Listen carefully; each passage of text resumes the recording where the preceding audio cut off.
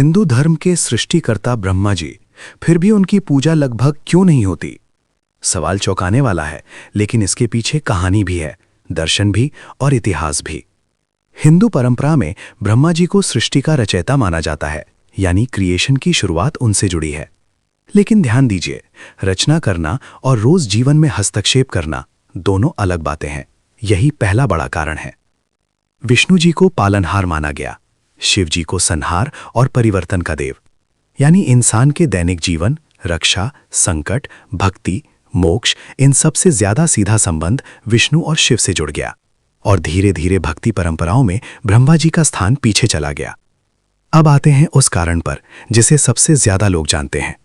पुराणों में एक प्रसिद्ध कथा मिलती है। एक बार ब्रह्मा और विष्णु के बीच श्रेष्ठता का प्रश्न उठा। तभी शिव एक अनंत अग्निस्तंभ के रूप में प्रकट हुए। विष्णु नीचे का छोर खोजने गए, ब्रह्मा ऊपर का, लेकिन अंत नहीं मिला। कथा के अनुसार ब्रह्मा जी ने केतकी फूल को झूठा साक्षी बना दिया कि उन्होंने उस अग्निस्तंभ का शिखर पा लिया है, और इसी असत्य के कारण शिव ने उन्हें श्राप दिया कि उनकी व्यापक पूजा नहीं होगी। यही कारण सबसे ज्यादा लोक कथाओं और पौराणिक मान्यताओं में बताया जाता है। लेकिन बस यही कारण नहीं है। कुछ परंपराओं में ब्रह्मा जी से जुड़ी ऐसी कथाएं भी मिलती हैं जहां उनका अहंकार या मोह दिखाया गया है। इन कथाओं ने भी लोगों के मन में ये भाव मजबूत किया कि ब्रह्मा जी आराधना के केंद्र नहीं बने, बल्कि सृष्टि की भूमिका निभाने वाले देव बनकर रह गए। अब यहाँ एक बहुत जरूरी बात समझिए, कम पूजा होने का मतलब कम महत्व होना नहीं है। ब्रह्मा जी का स्थान हिंदू दर्शन में आज भी बहुत बड़ा है।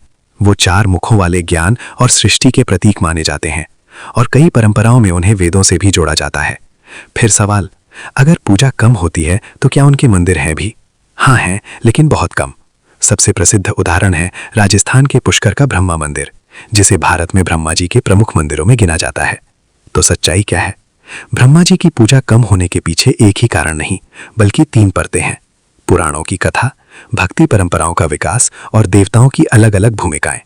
यानी ब्रह्मा जी भुलाए नहीं गए, बस हिंदू उपासना की मुख्य धारा में उनका स्थान अलग हो गया। और यही हिंदू धर्म की खूबसूरती है। यहाँ हर देवता सिर्फ एक पात्र नहीं, बल्कि एक सिद्धांत, एक शक्ति और एक कॉस्मिक रोल है। अब सोचिए, जिसने सृष्टि बनाई उसे पूजा कम मिली, या शायद उसे पूजा से ऊपर आरंभ का स्थान मिला?